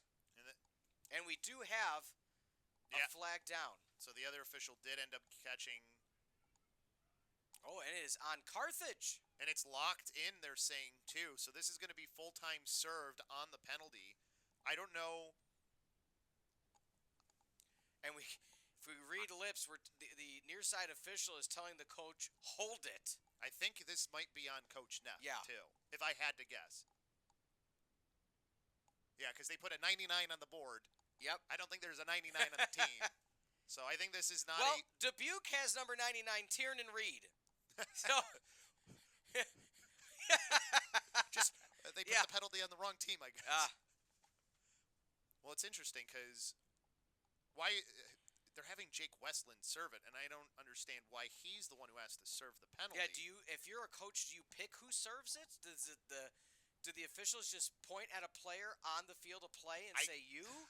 That's Chris, that's our homework is to figure that one out. To figure this ruling out. If Justin Corrigan, our stats official at Carthage College, that's the homework, because usually by the next game he's got the official rule book out, and that's a new one for me. And you coached, and that is a new one for you, but what's not new is Williamson saving it on the ground. Now, high school could be a litlittle bit different than college, too. But you played college and haven't seen that. Well, I didn't play with many coaches that got penalties, and okay, fair. I never got a penalty myself when I was a coach, so. When you call games like this, you ever get the itch to get back into coaching? Oh, it's such a stressful thing. Sometimes if I think about it, and if I did, I think I'd want to coach college, though. I think I'd rather coach a higher level. Yeah. What about assistant? What if you? I would love to be an assistant coach at the college level or high school level. Yeah, that I would probably consider, because when you're the head coach, it's so much stress. I mean, even as an assistant, you feel very stressed about things. I think I'd like to coach the older guys. I think that would be more of the. If I were to get back into it, that would be what I would be looking to do. So, Westland is serving the unsportsmanlike. And I think we're going to get a slash here now on Dubuque, because when their shot was saved and they were clearing it for the Firebirds, there was a slash around like midfield, I want to say, is when it happened. I don't know who it was exactly for Dubuque that got the call. We'll see who they end up putting into the box. I see two guys running off, though. I wonder if there was two penalties that got called. Laundry all over the field right now. Well, it looks like just one guy. Maybe they're just making substitutions here. So they're going to call the penalty on Maddie Wright, the sophomore out of Wakanda. No Bartlett players, Chris. I'm sorry. That's okay. You know what? Bartlett's program a little bit different now. They don't even play for Bartlett anymore. They play for South Elgin High School. That's a combined U46 team. So now it's like 4 different schools, I think, that all play. Oh, wow. Oh, so they called 2 penalties. Okay, so let's try to break this one down. So, Chris, you try to break it down while I remind people how great Pullman Motors is. And, Chris, unfortunately, you might have to call them. Proud sponsor of Carthage Athletics, Pullman Motors is dedicated to delivering excellence, both on and off the field and court. Whether you need a reliable vehicle or exceptional service, Pullman Motors has you covered. Visit Pullman Motors in Kenosha or online at pullman.com. All right, Chris, we have a minute penalty for unsportsmanlike. Okay, that's the unsportsmanlike called against Beckett Mull from Omaha, and then we have the 25 offsides. Okay. So, any thoughts on what the unsportsmanlike was for? I think it was just being wild with his sticks swinging. Okay. I think that's why they called unsportsmanlike. Maybe he said something too. That's what I was going to get to, and I want to piggyback on what happened yesterday. And again, it's applicable across the threshold of sports. So yesterday, men's volleyball, a top 5 matchup in the nation, Cal Lutheran at Carthage, in what could be a precursor for potentially a national championship. Carthage got verbal. Cal Lutheran got physical, started a physical altercation. Both teams issued red cards, though, because they said the things that were said by Carthage that initiated the physicality, issued a red card. Wow. So, why do I say that? Translating that to lacrosse, is it a matter of how much the officials can take in the ear or to each other? Is there a threshold for when your words then result in a penalty? Now that really comes down to the officiating Okay. crew more often than not, because some crews you can say a lot to, and Yeah. some guys don't say anything to. Looking from long distance, McClure, he is not afraid to pull the trigger from 30 yards out at times, it seems. The take back, and it's on the ground, and they're going to say possession. Did he hop in the crease? I think so. Okay. We've talked about how great the lines are here. Yeah. That crease in particular, from our vantage point, is very tough to see. Yeah, So you're he- right. You're right. The far side gray. Yeah, the near side to where our Yeah. position is in the booth, pretty easy for us to see. The one on farther from us, a little bit more difficult to see. I think he was in. That has to be the only call, because the goalie stepped out of the crease to Yeah. try and make the Yes, he play. did. And you can get aggressive with the goalie when he's outside of his crease. So you can try and stop his pass and everything else. But if you step in when you're picking that ball up, well, then you're just going to give the possession back the other way. Chris, for those at home that are new to the game or learning the game, explain the two gray circles for men's lacrosse around the cage. So that's been a newer one too. I actually, in my time Mhm. in high school, you didn't have that second circle. It was only the Yeah. one circle. You went anywhere near it. Yeah. It's just it's a different degree of, if that ball's in that second circle and you Mhm. try and do anything with it, you are for sure Yeah. not getting a call your way. But now I'm just trying to figure out when we're okay. So they've just been holding the ball. I missed the start whistle. Sometimes we Yeah. miss it in here in the booth. Fair. Yeah. They were just waiting out the penalty. Or they were just waiting for us to finish the thought. Either way. Strong challenge down low. Oh, the no-look Twizzler. Waiting for that. Tyler Johnson going fancy. Well, when that slide comes, you want to be physical, but you've got to try and dislodge the ball. And Johnson never lost it. Spins away from that hit that just was on him. Wide open in the middle because your slide was already there. Nobody else is supposed to come after that because it's not supposed to continue on the play like that. So the defense just wasn't ready for it. You don't want to see yourself maybe get too lax here. There's still a lot of time in this game. We've had a lot of stuff on the field slowing things down. Yeah, it was, for all intents A lot and of purposes, laundry. it was humming through the first half and came to a screeching halt with the penalties, the unsportsmanlike, the coaches getting called. Yeah, I can't wait to hear the ruling on what player is chosen to serve the penalty for a coach. Because if I had to guess, Jake Westland's not the number one person that you're picking. Fair. Now, anytime that I've ever been involved in a game where Mhm. where it was, but this was the high school level, we were kind of able to pick who we put in the box. Yeah. So it really. All right, we have potentially a text. We do. So, thank you to Owen. So, our executive producer for today's game, also a former player. Bench player served in home player is the first player listed in the lineup that is not a goalie. Wow. Ladies and gentlemen, Owen for the win. That's awesome. When you have a fully student-produced broadcast, and it just so happens your producer for today's game played the sport, ladies and gentlemen, Owen. And that's one of those things. Rules change all Yeah. the time. That's one definitely different than what I remembered.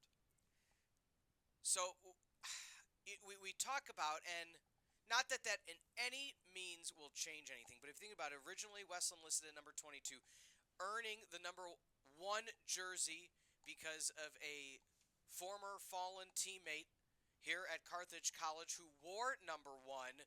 He gets the honor as, it's like bestowed upon them every year. It's number 0 for football. Right. And so because of that, Westland is the one who then serves that penalty. Again, at the end of this game, 4-goal lead, 5 minutes to go. Getting close to being an insurmountable lead at this point for the Spartans, but in a close game conversation to be had, but nonetheless, thank you for that ruling, Owen. Yeah. Here's the He was a goalie, so you got to be smart to be goalie. You do. You know. You got to be able to communicate too, which he just did effectively.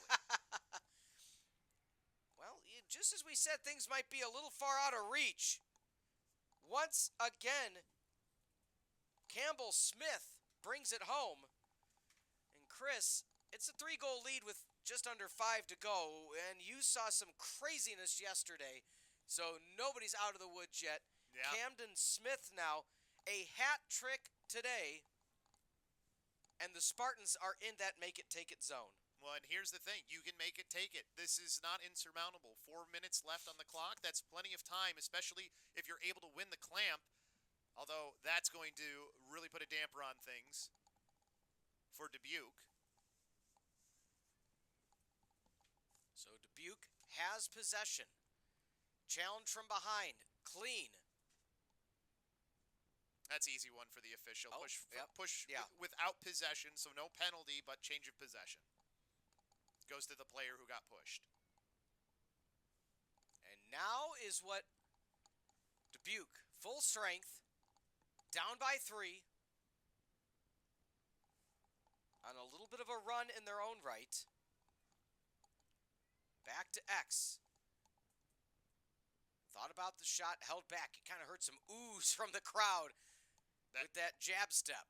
That's a sharp angle to take that shot from, though. I actually like that he passed that shot up and decided to try and re-dodge back from behind.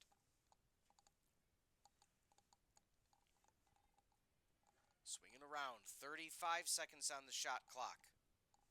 Can't take too much time, though. You're still down by 3. Yeah. You need a goal here, though, on this possession. Dubuque has scored the last 2 goals in the contest, and Chris, change of possession favoring the Birds. I think he stepped into the crease when he was working down there from X and coming around.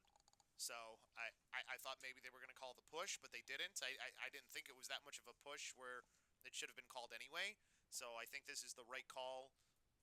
You now get yourself a free possession on your half, too, if you're the Firebirds. And you're going to take your time in the shot clock. You got a lot of time you can work off. And this is when you have to start deciding, when does your Alamo call come for Dubuque? And that's when you're playing with your goalie out and the ball's still on your defensive side. Yeah. So we'll see when they make that decision. You're down by 3. You've got to think about it here soon. If it's going to happen, it's going to happen soon. Well, any reference to the Alamo, I'm game. So let's go. Under 3. So if you're Carthage now, do you literally just say to yourself, hey, we have 30 seconds. It's better to just take that 30 seconds than try to score another goal? I think you're still going to try and score another one because making this a 4-goal lead, and you've got a really good opportunity to get the win.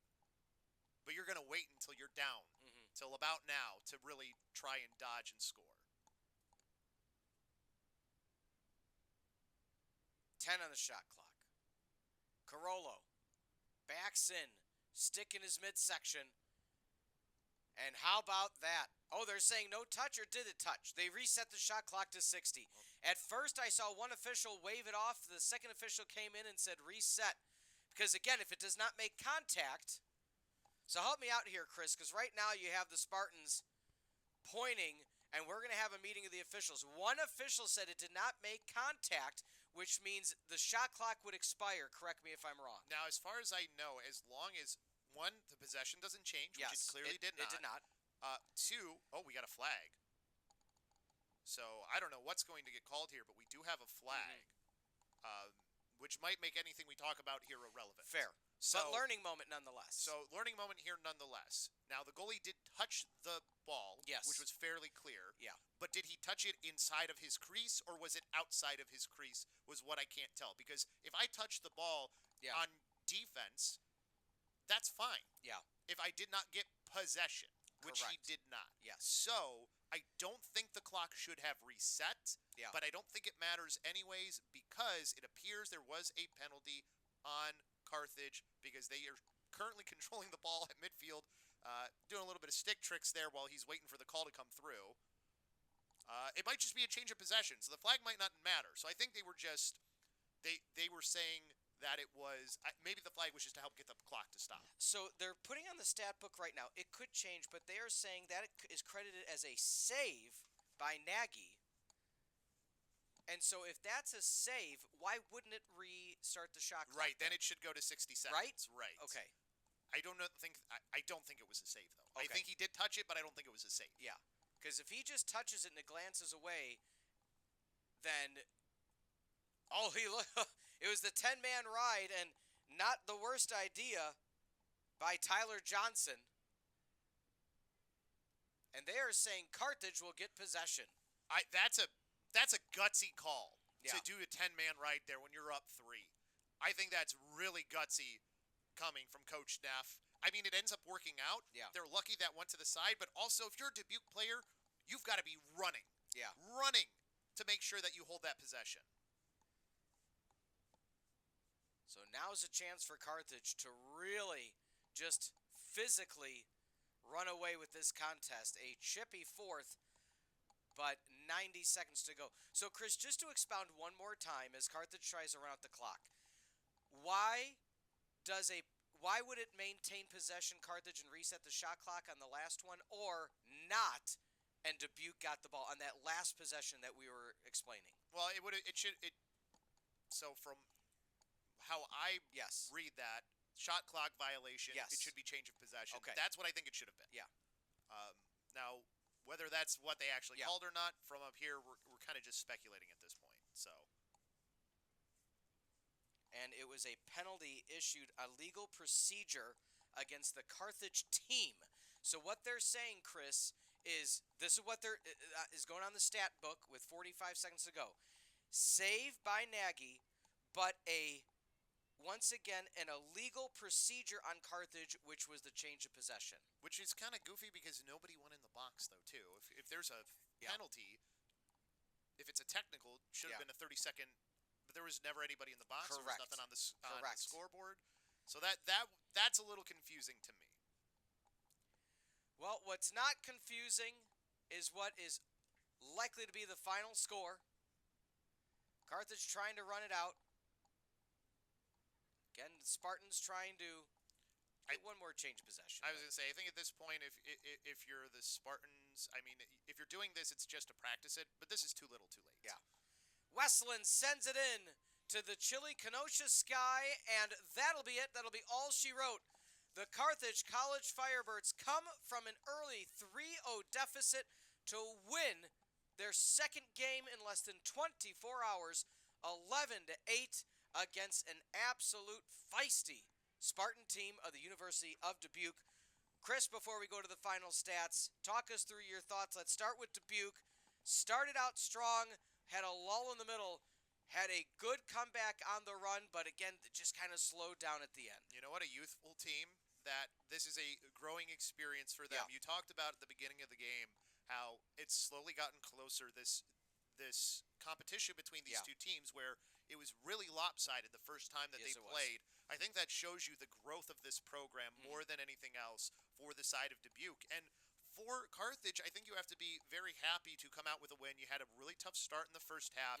You really controlled the game from basically the second quarter on. Yeah. So you are a growing team as well. While your program isn't new, you have some newer players, younger players that are getting involved offensively for the first time compared to teams that they've had in the past. So I think from that perspective, the growth here is a good sign. And to the credit of Carthage, even though things got chippy, they never let it get to a point where it boiled over to a confrontation. That's a very good point. Let's look now at the statistics. 11-8, your final. 5-3 on the assists. Chris, 50-27, but the big one, efficiency for Dubuque, but just volume by Carthage in the shots. Face-offs pretty even, ground balls pretty even, clears pretty even, but Dubuque also almost 10 more turnovers. So the turnovers and shots really the difference today. Yeah, I think especially when you look at it, the 10-man ride posed a lot of problems for Dubuque. I was surprised how much they did their 10-man ride for Carthage, but I'll tell you what, it's going to pay dividends when they need to be more aggressive at ends of games. If they're going to use it all game long like that, they'll be prepared for any of those late game or, as you know, I called it earlier, Alamo situations where you've got to have double the ball on your defensive side. Obviously, they didn't have to do that today, but the 10-man ride is similar to doing that anyways. So really good from them. like I said, I think their shot selection got better as the game went on. And that is something I like to see as well. Growth in where you're placing the shots, because where you're placing the shot matters just as much as the shot you're taking. Let's look now at the upcoming schedule on the CCIW network. A week from today, women's lacrosse versus UW Lacrosse, men's volleyball versus Loris. Chris, you'll be on one. I'll be on one. We'll both be here, just at different arenas. Right. And then the Thursday, men's volleyball versus Norbert, women's lacrosse versus Aurora on the 7th. And then Saturday, the March 14th, men's lacrosse versus Concordia. But don't forget, folks, that little asterisk, this upcoming Tuesday, the women's basketball program made it to the postseason and will host against the Blue Jays of Elmhurst. They will be here at Tarbell Arena for a postseason game. What Coach Jones has done, Chris, and I just want to expound very quickly on what she was able to do. They were out of the playoff hunt and then went on an absolute tear. You were part of it throughout the season. You saw their win against Augustana. A lot of momentum going into the postseason. A lot of momentum that can really carry them forward. They've got a very stiff competition, though, here in the CCIW that they're going to have to try and compete with. So I think this is one where they can, if they put a successful run, they can find themselves in the tournament. They do have some very tough matchups ahead, though. I think if you're Coach Jones, you have to be really proud with how the girls have played here, especially down the stretch. Yeah. They looked pretty good in the first game of the season that I got to do them in, and then I didn't see them till after they had that tough stretch. Correct. And I was kind of near the beginning of that run. So they definitely have a lot of players, especially a lot of senior-led players, that really want to make this season last as long as possible. And that will start Tuesday at 7 o'clock. How about the upcoming schedule for Dubuque? They are heading southwest of here, but east of Dubuque. North Central, another CCIW non-conference matchup. For them, it'll be next Saturday at 3 o'clock. As you see in the distance there, another flag has ripped off of a pole. The wind continues. The wind, Dorothy. The win. Horrible reference to the Wizard of Oz, but you already referenced the Alamo, so I was going to go with Pee Wee Herman. There's no basement in the Alamo. But we digress. Carthage, Edgewood, their next game is on the road this Wednesday, February the 25th at 5 o'clock. We want to thank you all for being with us this Sunday afternoon in Kenosha. For executive producer Mike Love, producer John Voinovich, for the rest of the staff, Jeremy directing, Owen on graphics, Rhea and Riley as cameramen. Great job as always. They should be like a tag team in the WWE with that. Rhea and Riley. I love it. This program has been a presentation of Firebird Broadcast Productions and Carthage College, copyright 2026. Your final in Kenosha, 11 to 8. Once again, for Chris LoBosco, I'm Peter Ferreri. Thank you for being with us on the CCIW Network.